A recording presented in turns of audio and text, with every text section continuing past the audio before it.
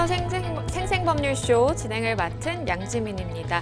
이 세상 이슈를 법률적 시점에서 다뤄보는 본격 토크 블록버스터 법률 이슈 토크 시작해 보도록 하겠습니다. 오늘 제 옆에는요, 최요한 시사평론가님 자리하셨습니다. 안녕하세요. 네, 반갑습니다. 시사평론가 최요한입니다. 네, 지난 한 주 잘 보내셨어요? 한 주인데 금방 시간이 지나가잖아요. 맞아요. 아이들은 시험 기간이라고 예민해 있고. 시험 기간이군요. 그러니까 집에서 뭐 말도 못하고 바깥에서 보니까 뉴스는 너무나 넘쳐나고 물가는 비싸고. 지금 우리 이 방송을 보시는 우리 법률방송의 시청자 여러분, 한 주를 되돌아보면은 굉장히 많은 일이 일어났던 것 같아요. 그 가운데 중요한 것도 오늘 말씀드릴 텐데, 어쨌든 그래도 우린 열심히 한 주를 더 열심히 살아야겠습니다. 네, 오늘 최요한 시사평론가님과 함께 시작해 보도록 하겠습니다. 지금 이 방송 유튜브를 통해서도 실시간으로 함께 방송이 되고 있습니다. 많은 시청 부탁드리겠고요. 유튜브를 통한 소통의 창구도 열어두도록 하겠습니다. 방송 중 궁금하신 질문 남겨주시면 저희가 또 소개도 해드리니까요. 많은 참여 부탁드립니다. 그럼 법률 이슈 토크에서 나눠볼 이야기들 먼저 함께 만나보시죠. 50년 만에 최대 격돌, 이스라엘 하마스 분쟁. 강서구청장 보궐선거 D-Day, 관전 포인트는 저성장 속 고물가, 경제, 민생, 비상, 이렇게 오늘 세 가지 주제 준비가 되어 있습니다. 어떤 이야기들일지 궁금한데요. 바로 시작해 보겠습니다. 여러분은 지금 생생법률쇼와 함께하고 계십니다.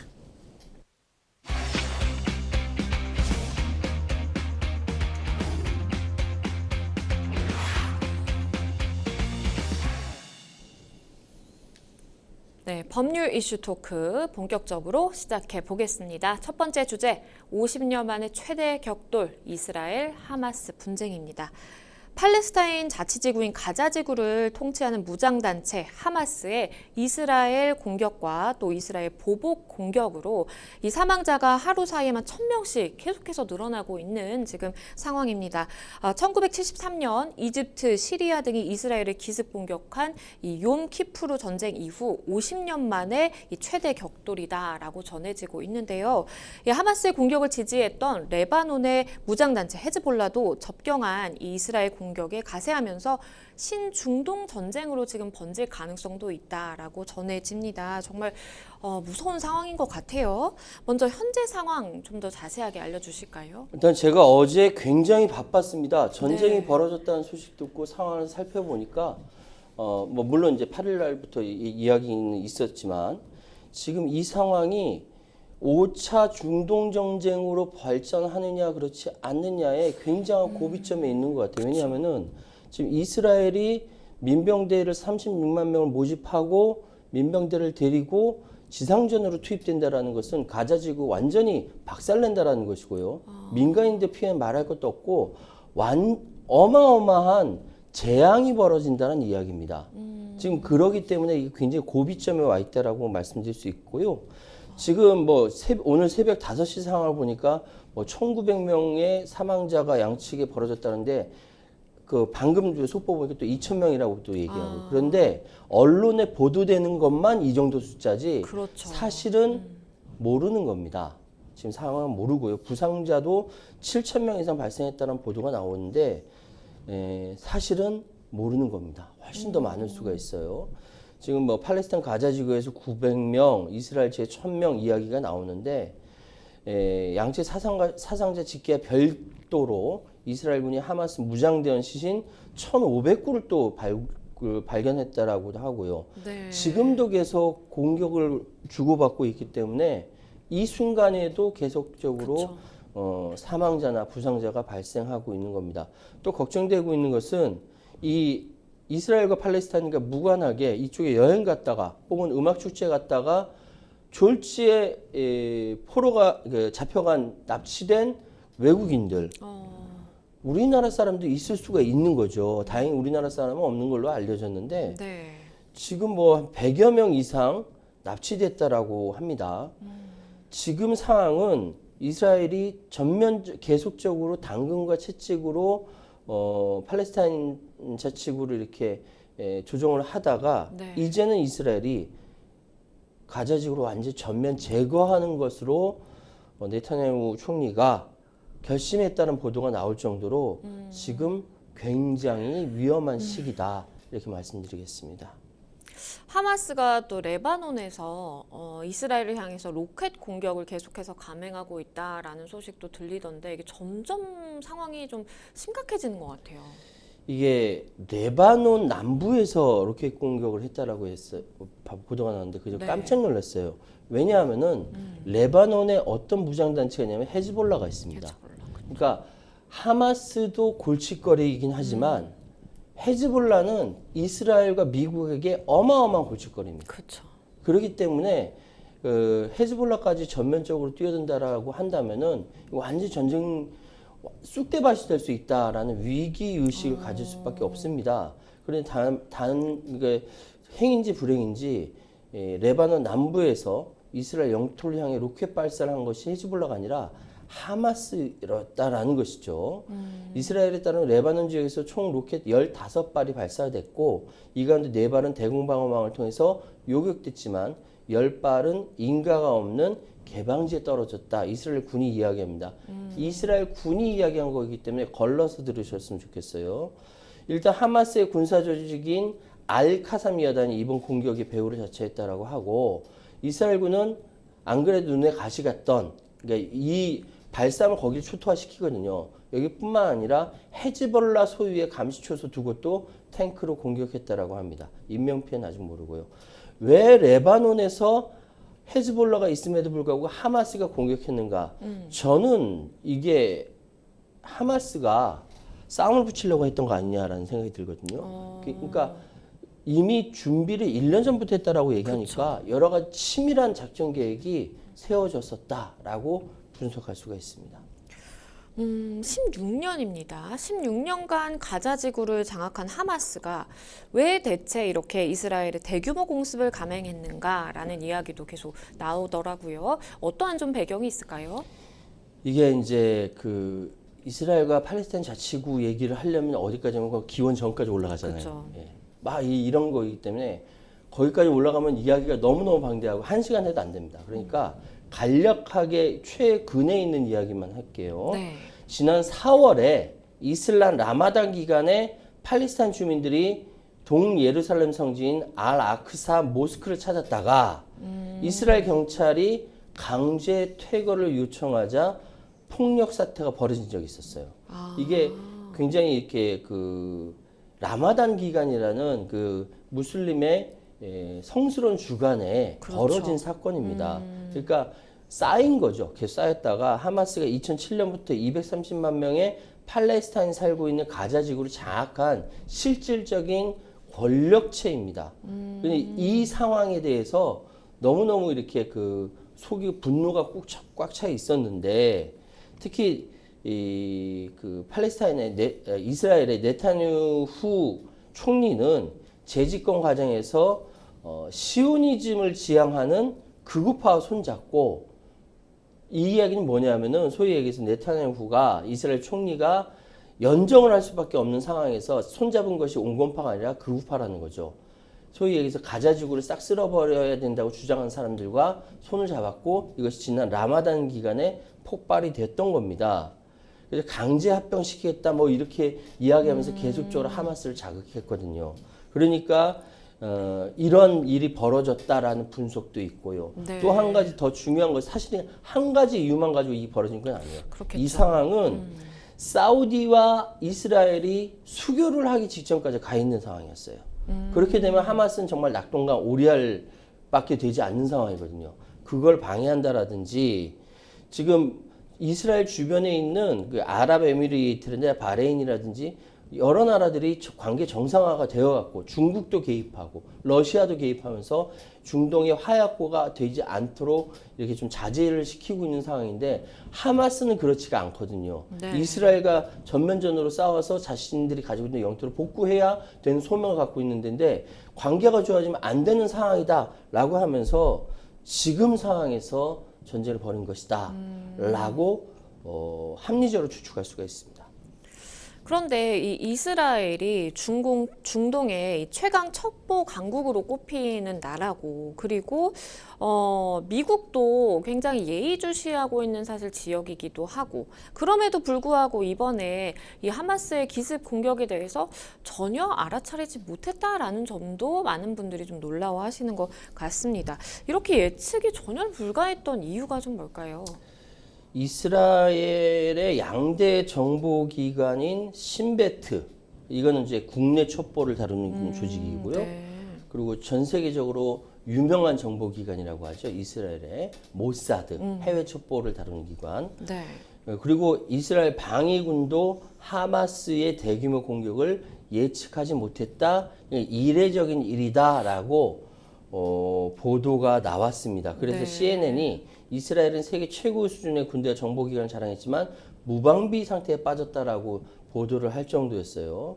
그러다 보니까 완전히 방심한 상태에서 소위 아이언 돔이라고 하는 적어도 방공망이 완전히 무력화된 거예요.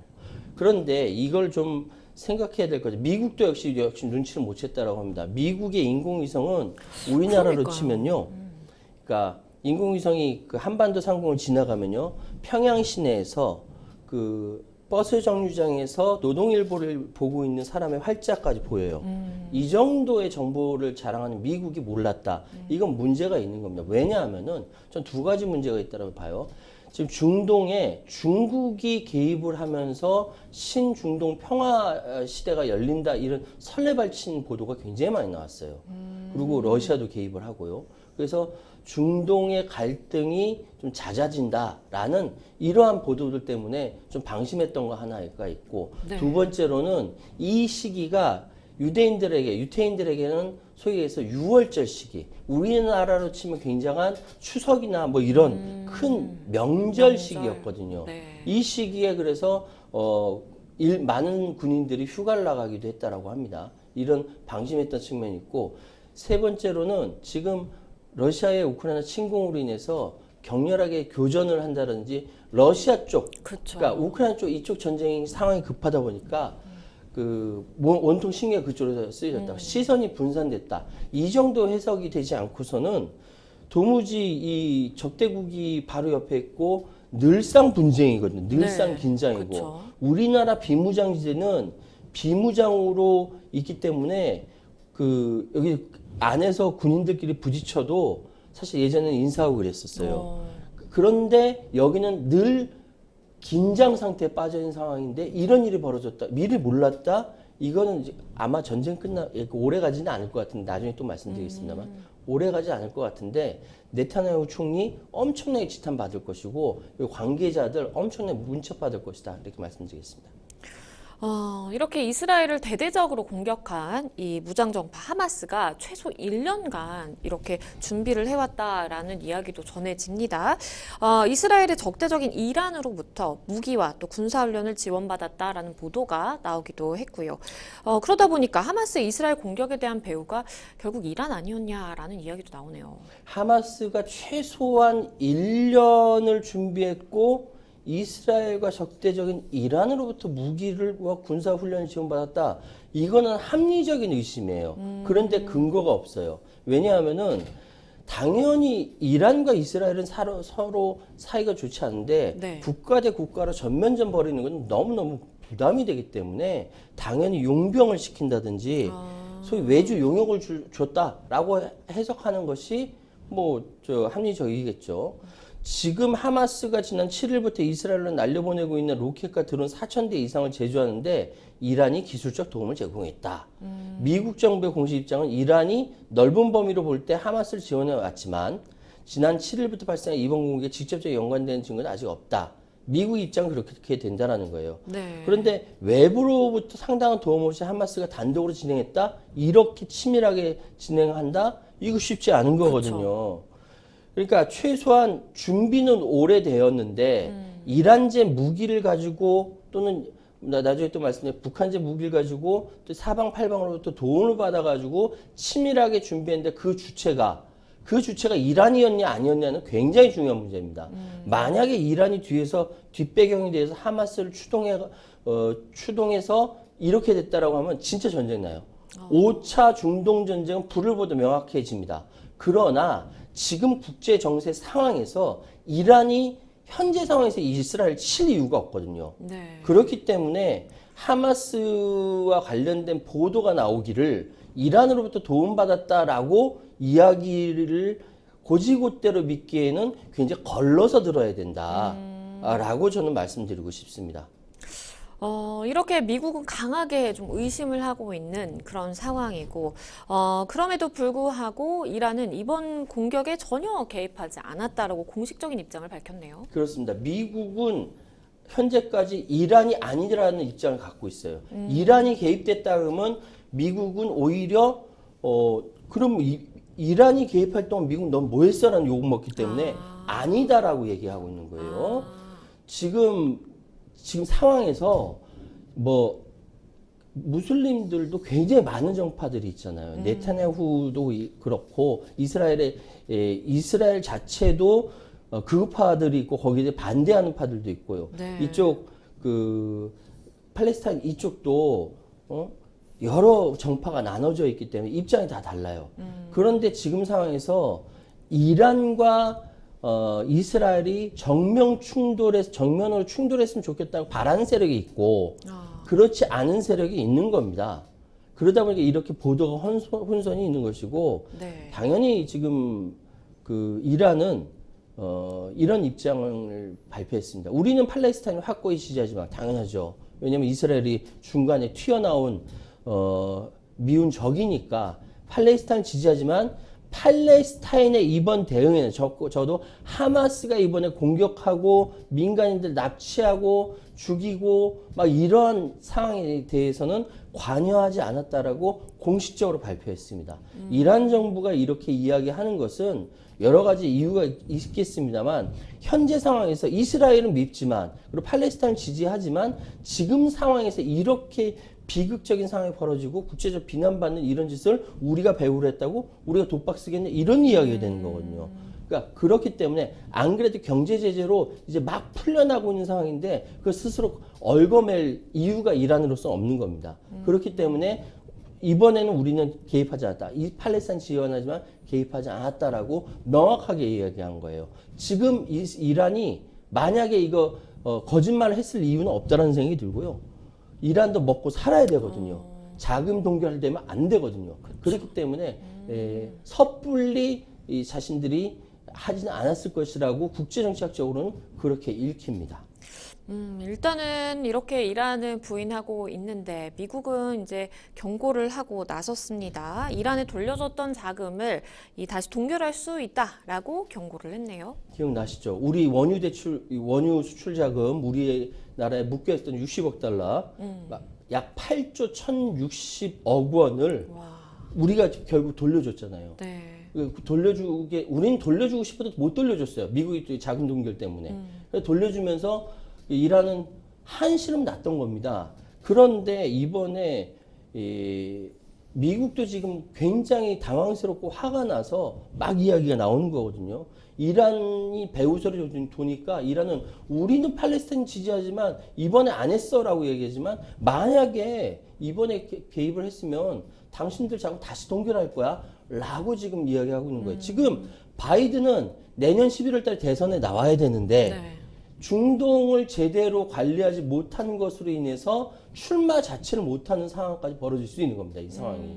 그렇기 때문에 지금 그 이란에 대해서 마구 소리 지르고 있는 것이다.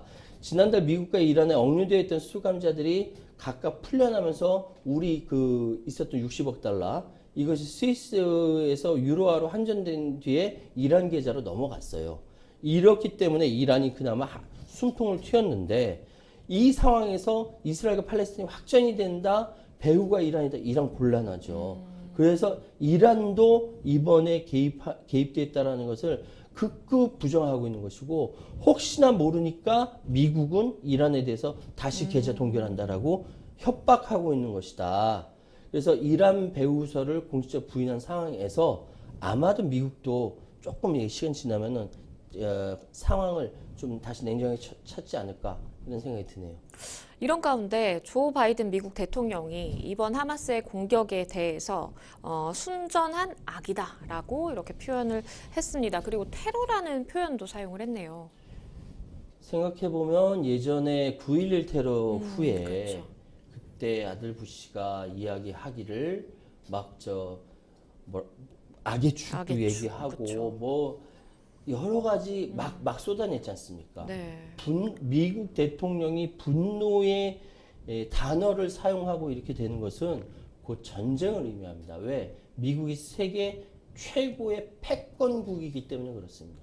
근데 여기서 지금 바이든 대통령이 순전한 악이라고 왜냐하면 지금 미국인들도 많이 희생당하고 납치도 당했거든요. 네. 지금 상황에서 백악관에서는 그 분노를 표현할 수밖에 없는 거예요. 미국민들을 위로하고 안정시키기 위해서는 대신 화를 낼 수밖에 없는 상황이에요. 네. 그러니까 이스라엘을 지원하기 위해 추가적인 군사 자산을 투입할 준비가 돼 있다라고 얘기하면서 미국민들한테 안심하시라라고 이야기하고 그러면서 지금의 하마스에 대해서 예전에 IS 이슬람 국가의 최악의 만행을 떠오르게 한다. 이건 테러다라고 명확하게 짚었습니다.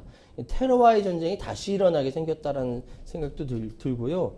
그래서 지금 상황에서 미국은 이스라엘 편을 들면서 네. 이스라엘이 당연히 이제 대응할 수 있는 권리가 있다. 아이언돔이라든지 탄약 요격기 대응할 권리가 있다라고 군사 자원 지원까지 이야기합니다. 이거는 팔레스타인을 치란 얘기거든요. 이게 참 불안한 겁니다. 어쨌든 미국 역시 굉장히 분노하고 있는 상황이고 세계 최고 패권 국가 미국인이 희생당했거든요. 이 상황에서 더 큰 불행이 벌어지지 말라는 보장이 없는 상황입니다. 말씀해주신 것처럼 미국도 이렇게 강한 이제 메시지를 계속해서 내고 있는 상황이고, 그리고 영국, 프랑스, 독일, 이탈리아 등 5개국은요, 하마스의 이스라엘 공격을 규탄하는 성명을 내면서 이스라엘을 지지하겠다라고 밝히기도 했습니다. 이 팔레스타인 주민과 그리고 이 무장정파 하마스에 대해 분리 대응하겠다라는 입장을 시사하기도 했네요. 이번 정상들이 모여서 낸 성명에는 하마스의 테러 행위는 그 어떠한 정당성도 적법성도 없으며 보편적으로 규탄받아야 한다는 점을 분명히 한다. 테러 행위는 결코 정당화될 수 없다라고 강조했습니다. 그러면서 팔레스타인 주민과 무장정파 하마스에 대한 분리 대응하겠다라고 했는데 사실 이거는 외교적인 수사예요. 네. 그러니까 팔레스타인 주민 누가 하마스를 지지하는지 지지하지 않는지 알 수가 없어요. 그런데 일단 민간인들에 대해서는 보호해야겠다라는 것은 모든 대체적인 인류의 보편적인 가치이기 때문에 당연히 민간인들을 보호해야죠. 그래서 팔레스타인 주민을 이야기하는 것 같고요. 네. 지금 분리해서 하마스 지도부를 제거하겠다라는 것인데 그것이 과연 가능할런지는 모르겠으나 제발 민간인들 다치게 하는 일은 하지 않았으면 좋겠다. 그러니까 사실 온건은 팔레스타인 자치정부가 따로 있고 네. 하마스라는 정치적인 권력이 따로 있는 거거든요. 그러니까 지금 팔레스타인 자치기구에는 이중 권력 시대예요. 각각 이렇게 하마스가 훨씬 더 강력하고 팔레스타인 자치기구는 조금 온건해요. 온건한 이 이중 권력인데 하마스가 사고 쳤기 때문에 하마스를 제거한다라는 것인데 모르겠습니다. 지금 주민을 어떻게 분리하는지 모르겠으나 일단 이렇게 발표가 났습니다. 이 사우디아라비아의 무함마드 빈 살만 왕세자의 입장도 나왔는데 팔레스타인 국민 편에 서겠다라는 입장을 밝혔습니다. 하지만 하마스에 대해서는 언급하지 않았는데요. 어떤 메시지로 좀 봐야 될까요? 사실 빈살만 왕세자는 지금 실질적으로 사우디아라비아의 실질적인 권력의 핵심이고요. 세계에서 가장 돈도 많고 또 잘생겼잖아요. 젊고 인기도 많은 사람인데 이 사람이 팔레스타인 국민 편에 서겠다라고 이야기한 건 당연한 겁니다. 왜냐하면은 이전에 사우디아라비아 역시 영국과 미국의 제국주의에서 굉장히 곤란을 겪었었고 그 일맥상통한 차원에서 팔레스타인의 편에 선다라는 것은 당연한 것입니다. 그런데 문제는 사우디아라비아가 중동에서 가장 큰 나라고 거기에 가장 핵심 권력 빈살만 왕자가 이 이야기를 했다라는 것이죠. 그런 이 얘기는 뭐냐면 자칫 잘못하면은 미국과 척을 진다라는 이야기가 되는 것이고 미국과 척을 지닌 다른 국가 있죠. 중국. 중국과 손을 잡겠다는 이야기도 해석이 되는 거예요. 그래서 사실은 빈살만 왕자는 하마스는 거론하지 않은 건 하마스가 잘못했다라는 것을 인진하고 있는데 이거를 계기로 이스라엘이 팔레스타인 자치기 가자 지구에 이렇게 군대로 파병이 가서 전투가 벌어진다 이런 것들을 반대한다는 것이거든요. 이래서는 안 되는데 그래서 팔레스타인 주민들을 국민들을 지지한다. 그 편에 서겠다라고 이야기한 것이죠. 굉장히 중동에서는 그 얽히고 설킨 미묘한 갈등들이 계속적으로 나타나고 있는 것입니다. 이번 사태와 관련해서 우크라이나와 중국이 밝힌 입장도 또 눈에 띄는데요. 젤렌스키 우크라이나 대통령 어떤 입장을 밝혔을까요? 그러니까 오히려 전 세계에 관심을 받고 있던 우크라이나 전쟁이 관심사가 중동으로 이렇게 이전이 되면서 네. 오히려 우크라이나한테는 손해가 되는 거 아니냐라는 식으로 이야기를 하고 있습니다.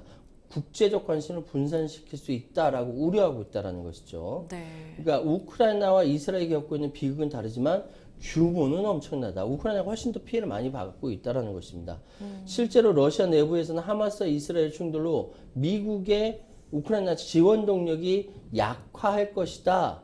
이런 기대감을 러시아가 하고 있다라는 거죠. 역으로 얘기하면 우크라이나는 그걸 걱정한다라는 겁니다. 그렇기 때문에 젤렌스키 대통령이 러시아가 하마스를 돕고 있다. 이런 식의 주장을 하기도 합니다. 네.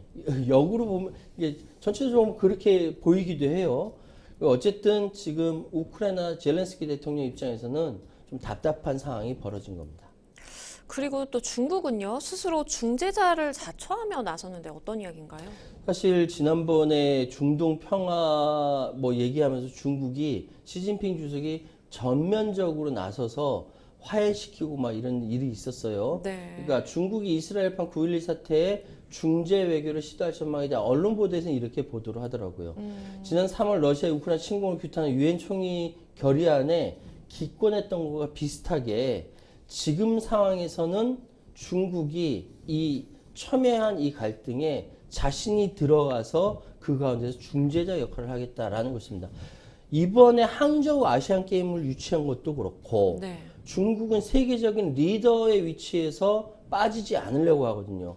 어떻게 올라온 미국과 대등한 G2 국가까지 왔는데 이 리더십을 놓지 않겠다라는 겁니다. 그러니까 이번 같은 갈등에도 중국이 등장하겠다라는 것입니다. 그런데 이때 미국의 그 상원의 척 슈머 상원의원이 중국을 방문했다가 당연히 그 시진핑 주석과 왕이 외교부장에게 중국이 하마스를 규탄하고 당연히 이스라엘을 에 대해서 지지감을 기대했는데 그 발언이 나오지 않고 중재하겠다라고 얘기하니까 척 슈머 의원이 실망했다라고 이야기했거든요.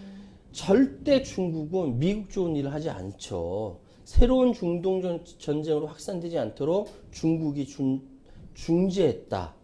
이렇게 이야기하는 것이 중국으로서는 굉장히 자기 프라이드라든지 국제적인 리더십을 보여주는 것이라고 생각을 하고 있습니다.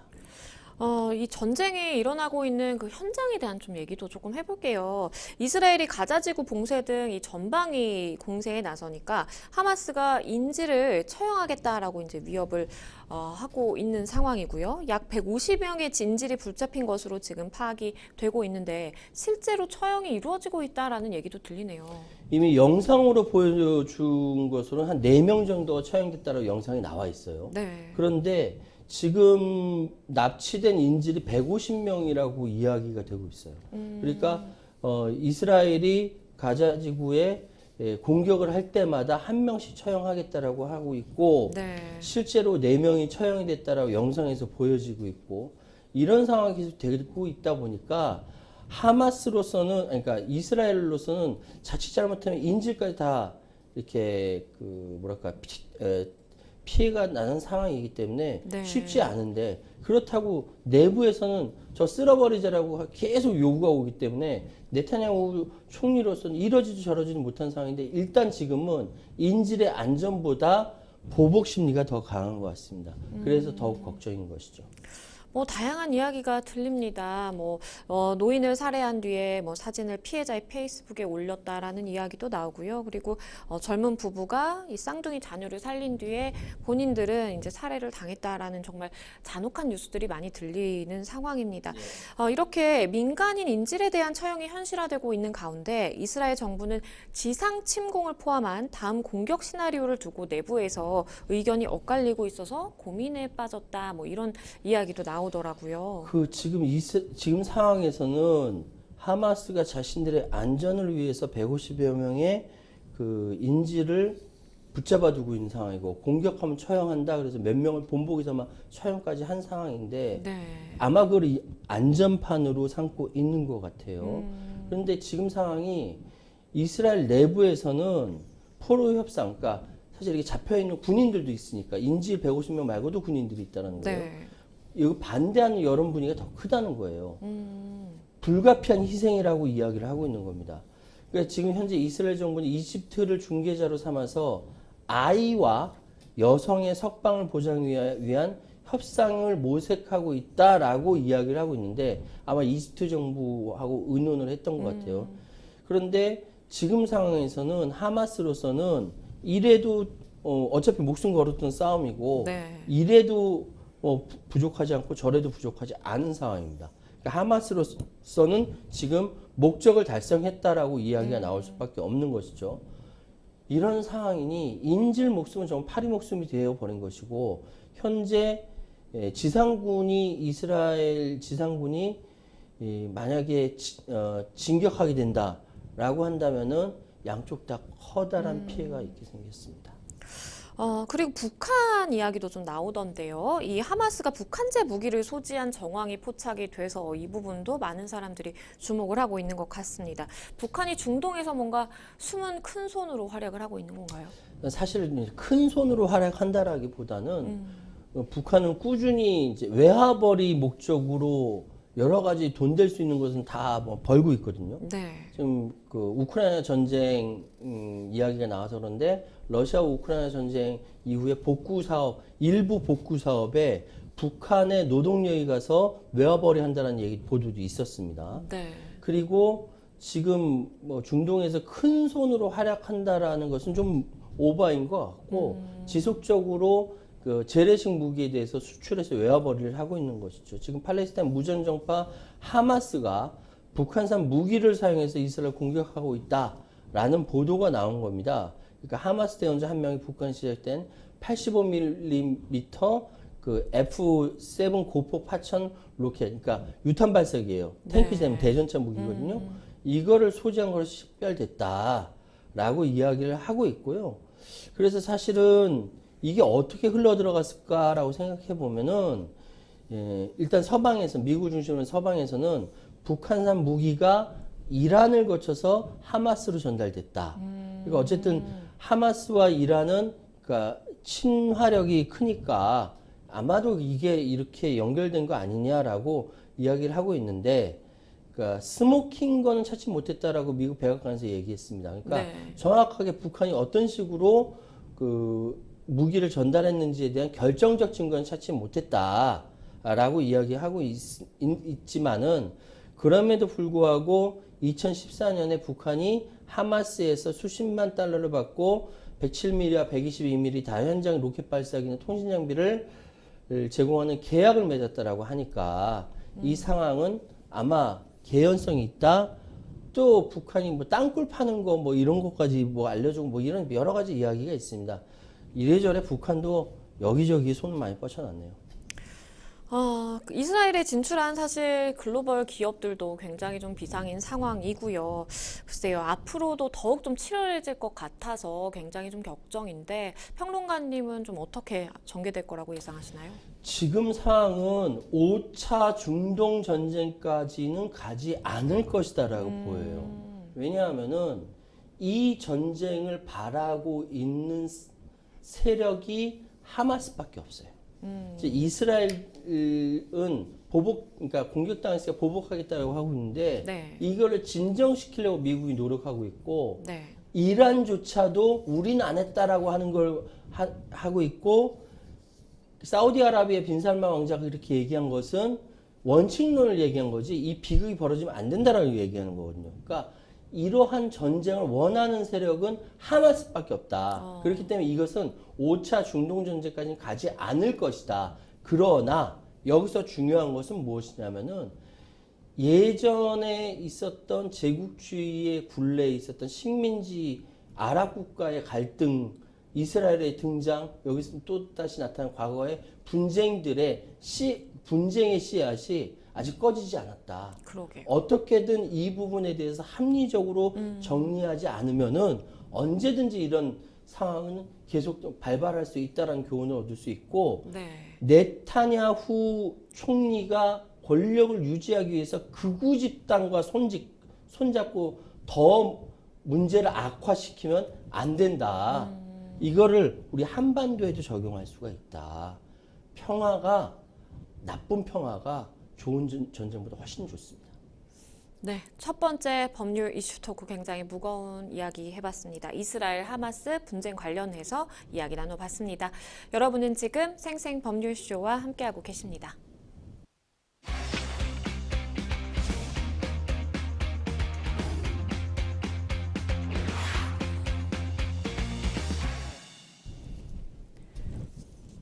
네, 두 번째 법률 이슈 토크로 바로 가보겠습니다.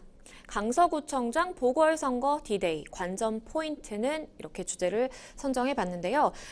오늘 오전 6시를 기해 서울 강서구청장 보궐선거 본투표가 시작됐습니다. 투표는 저녁 8시까지 진행이 되는데요. 선거는 내년 총선을 6개월여 앞두고 지금 진행이 되는 상황이기 때문에 굉장히 많은 사람들이 이목을 집중하고 있는 상황입니다. 여야 지도부의 긴장감도 굉장히 감도는 분위기네요. 그렇죠. 지금 오후 2시 현재 37.4%라는 투표율이 나왔습니다. 네. 지난 6일, 7일 이틀간 진행된 사전투표는 22.64%로 역대 그 어떤 재보궐선거를 통틀어서 최고치를 기록을 했습니다. 이것은 어떤 의미가 있겠죠. 일단 지금 현재 진교훈 민주당 후보 측은 정권 심판론을 그리고 김태우 국민의힘 후보 측은 여당 프리미엄을 앞세운 지역 발전론을 이야기하고 있다고 합니다. 네. 그러니까 대체적으로 다른 이제 그 군수 정당들도 다 출마를 했어요. 네. 그런데 가장 유력한 두 후보, 그러니까 국민의힘의 김태우 후보와 민주당의 진교훈 후보 양쪽에 지도부가 다 출동하고 그렇죠. 이번 강서구청장 선거가 전국적인 미니 총선이 돼버렸어요. 이거는 누가 뭐라고 해도 여당인 국민의힘과 대통령실의 정책적 실책이다. 정치적 실책이다. 정무감각 없다. 이렇게 말씀드리겠습니다. 사전 투표율에 따라서 사실 결과가 이제 예측이 많이 달라질 거다라는 이야기도 있었습니다. 투표율이 높을수록 민주당에게 유리할 것이다라는 이야기가 많았는데요. 최종 투표율 22.64%라는 보궐선거 사상 역대급 사전 투표율을 기록을 했다고 합니다. 민주당에게 유리하다라고 해석을 해볼 수 있을까요? 그러니까 민주당 원래 강서 지역구가 강서구가 민주당한테 굉장히 유리한 지역구예요. 그래서 지금까지 계속 민주당 지지세가 굉장히 컸었는데 그럼 어떻게 김태우 후보가 이전에 강서구청장으로 당선될 수 있었느냐? 대통령 선거의 영향이에요. 대통령 선거 이후에 있었던 선거이기 때문에 굉장히 유리했던 것이 있었고 그리고 지금 보궐선거의 원인 제공자가 바로 지금 출마한 김태우 후보이기 때문에 전 구청장이었죠. 사면복권 되자마자 바로 다시 내세운 것은 전례 없는 일이자 정부와 여당에 대한 심판 여론이 높다라고 민주당 측은 주장을 하고 있습니다. 네, 국민의힘 이야기도 해볼게요. 국민의힘은 양당 지도부가 전력을 쏟은 정말 예외 없는 보궐선거다라고 이야기를 하고 있는데요.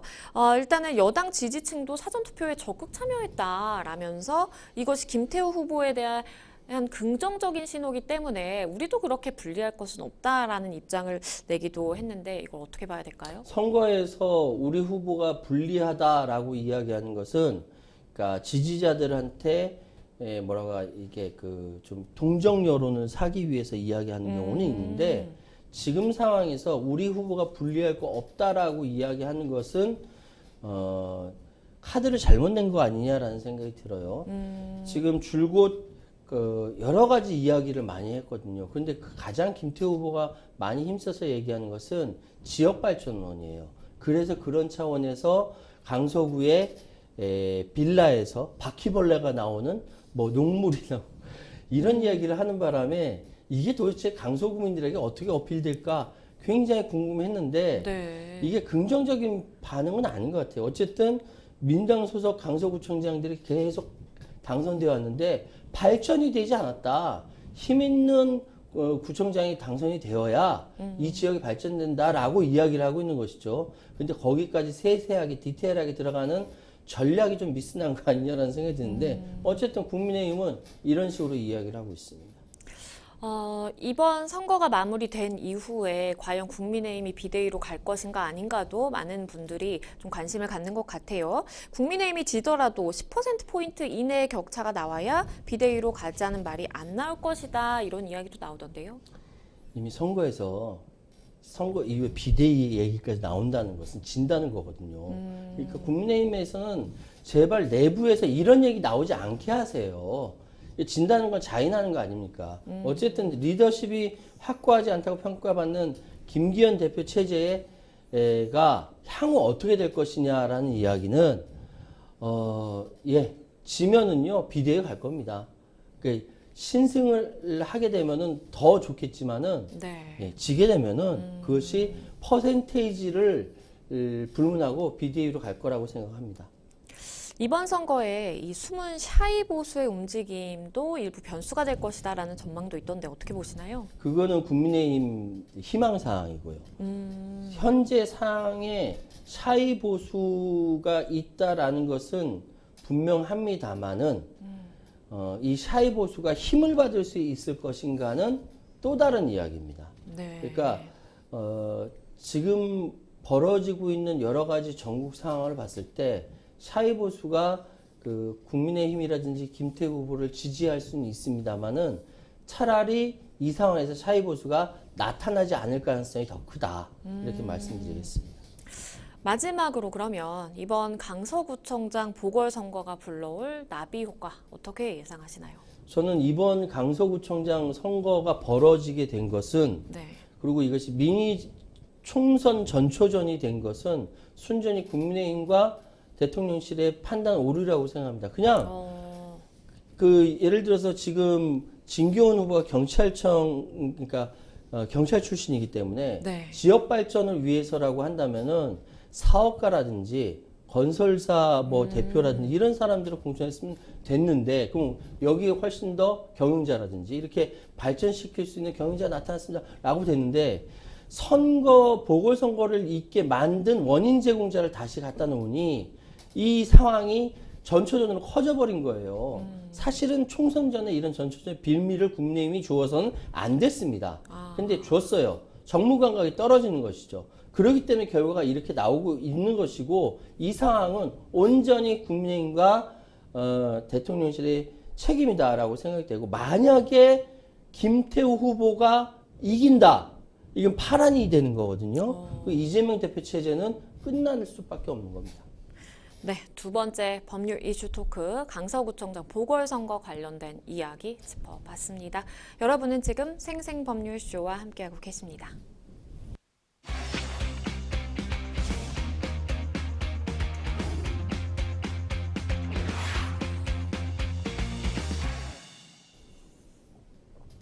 네, 세 번째 법률 이슈 토크로 가보겠습니다. 저성장 속 고물가, 경제, 민생 비상입니다. 소비자 물가의 대표 먹거리 지표인 외식 물가 부담이 2년 넘게 커지면서 5개 중 4개 외식 품목 물가 상승률이 전체 평균을 웃돈 것으로 나타나고 있습니다. 자세히 좀 살펴주시죠. 혹시 진행자님 오늘 11일부터 맥주 가격 오르는 거 아세요? 그런가요? 오늘부터 오릅니다. 아, 몰랐네요. 약주 좋아하시는 우리 그 시청자분들은 좀 마음이 안 좋으시겠네요. 그러게요. 소비자 물가 대표 먹거리 지표 외식 물가 부담이 2년 넘게 커지면서 5개 중 4개 외식 품목 물가 상승률이 전체 평균을 웃도는 것으로 나타났습니다. 그리고 또 우유와 맥주 가격이 잇따라 인상되면서 도미노 인상을 불러올 수 있다. 이런 우려가 나타나고 있고요. 네. 지금 통계청 발표에 의하면 지난달 소비자 물가 지수가 112.99. 지난해보다 3.7% 상승한 겁니다. 네. 그러니까 사실 지금 상황은요, 월급쟁이 월급만 빼고 나머지 다 오른 거예요. 그런 것 같아요. 그렇죠. 이 상황 뭐 세세하게 나와 있어. 피자가 몇 퍼센트 오르고 뭐 구내 식당비가 몇 퍼센트 오르고 냉면, 짜장면, 도시락 다 올랐어요. 오르네요. 예. 1년 전보다 물가가 떨어진 품목이 하나도 없었다. 이런 상황이 도래했습니다. 예. 지금 특히 원유 가격이 이달 1일부터 인상되면서 우유를 비롯한 유제품, 커피도 오르죠. 뭐 여러 가지 빵이라든지 여러 가지 다 오르게 되는 거죠. 이걸 그래서 밀크플레이션 현상이 벌어졌다. 이렇게 이야기를 하고 있는 겁니다. 뭐 우리가 먹는 이 먹거리 물가도 굉장히 가파르게 상승하고 있는데 그런데 한전이 전기료를 인상할 것이다라는 이야기 계속해서 나오고 있습니다. 구체적인 전기요금 인상가가 제시가 됐나요? 그러니까 사실 4인 가족 중심으로 지금 전기요금이 훨씬 더 이렇게 올라갈 수밖에 없는 구조가 됐어요. 네. 왜냐하면은 한전의 그동안에 운영했던 능력이라든지 이런 것들이 너무너무 형편이 없었기 때문에 이번에 한전 사장이 바뀌었잖아요. 김동철 씨로. 바뀌면서 이번에 4인 기준으로 월 전기 요금 수준을 7,900, 그러니까 약 8,000원 가까이 올린다라고 이야기를 합니다. 네. 지금 한전 자체가 뭐 이렇게 구조조정을 하고 있는 상황이고 네. 그렇기 때문에 자체적으로 살 빼기를 하고 있지만 지금 상황은 전기요금이 오를 수밖에 없다라는 생각이 드는데 한 가지 여기서 제가 지적하고 싶은 것은 네. 전력수의 55%가량을 차지하는 산업체의 부담이 커질 경우 수출에도 악영향을 미칠 수 있다라고 하는데 네. 가정용 전기보다 산업체의 전기, 산업전기는 훨씬 싸거든요. 이 부분에 대해서는 형평성 얘기를 안 할 수가 없어요.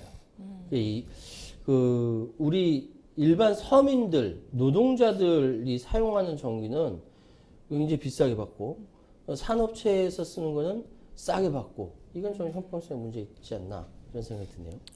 참 이런 가운데도 이 소상공인들이 내년 경제 전망을 굉장히 어둡게 하고 있는 것으로 나타나고 있어서 더욱 좀 암울한 것 같습니다. 힘든 시간으로 많은 분들이 좀 힘들어하고 계실 것 같은데 좀 더 나아질 수 있을까요? 어떻게 보시나요? 내년 경제 상황을 소상공인들 95%가 지금보다 더 좋아지진 않을 것이 나빠질 것이라고 보고 있다라는 것이죠. 지금 물가 부담을 그만큼 또 느끼고 있다는 것이고요. 네. 사실은 우리 국가의 국가 경영 기조와 그리고 전 세계 경제 흐름하고 이걸 잘 맞춰가야 되는데 이것이 제대로 잘 안 맞고 삐걱삐걱거리는 경우가 있었습니다. 지금 국가에서 그냥 상저하고라고 했잖아요. 네. 지금 하반기 맞죠? 지금 경제 상황 좋은 겁니까? 근데 정부에서는 계속 하고가 맞다라고 이야기하는데 저는 이해를 잘 못하겠어요. 어쨌든 국민들의 원하는 상황에 대해서 정부가 귀를 좀 더 열었으면 좋겠고 이 상황은 아마 내년에 총선 통해 가지고 정리가 되지 않을까라는 생각이 듭니다. 네, 세 번째 법률 이슈 토크 저성장 속 고물가라는 주제로 이야기 나눠봤습니다. 네, 생생법률소 어느덧 마칠 시간이 다 됐는데요. 오늘 함께해 주신 최요한 평론가님 감사합니다. 네, 고맙습니다. 네. 네, 오늘 저희가 준비한 내용 여기까지입니다. 다음 시간에 다시 찾아뵙겠습니다. 시청해주신 여러분 고맙습니다.